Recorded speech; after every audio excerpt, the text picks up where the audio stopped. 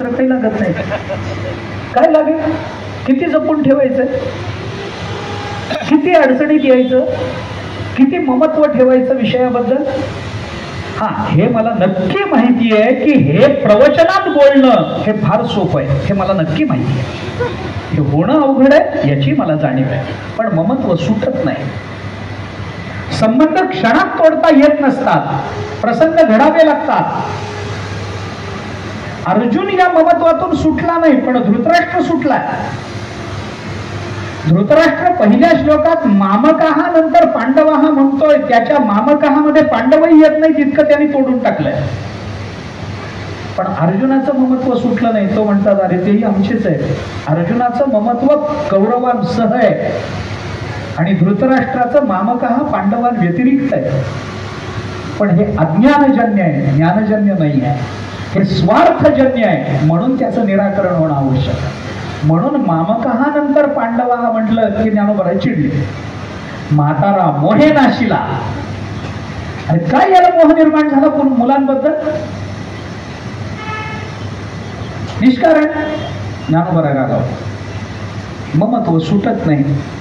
मग काय करा? शास्त्राने त्याला एक पर्याय दिला. ऐका, छान पर्याय, ऐकण्यासारखा पर्याय. वस्तूबद्दल, घराबद्दल, नात्याबद्दल, व्यक्तीबद्दल आपलं ममत्व सुटत नाही ना? नाही सुटत, नकाच सोडू.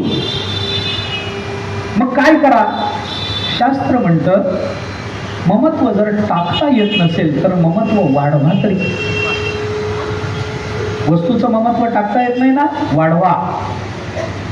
शास्त्राचं वचन आहे त्यक्तव्यो ममकारः यदि त्यक्तुम न शक्यते असो कर्तव्यो ममकारः किंतु सर्वत्र कर्तव्य.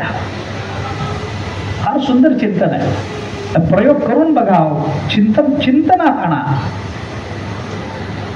मला घर आहे माझं, माझ्या घराचं ममत्व मला टाकता येत नाही. नका टाकू, नका टाकू. वाढवता येईल की नाही? वाढवा. घराबद्दल इतकं ममत्व वाढवा, इतकं ममत्व वाढवा, इतकं ममत्व वाढवा की जगातली सगळी घरं मला माझीच वाटली पाहिजेत. त्याचा परिणाम होतो विश्वाची माझे घर, ऐसी मती जयाची स्थिर किंबहुना चराचर आपण झाला. नात्याचं ममत्व टाकता येत नाही ना? ही माझी माता आहे.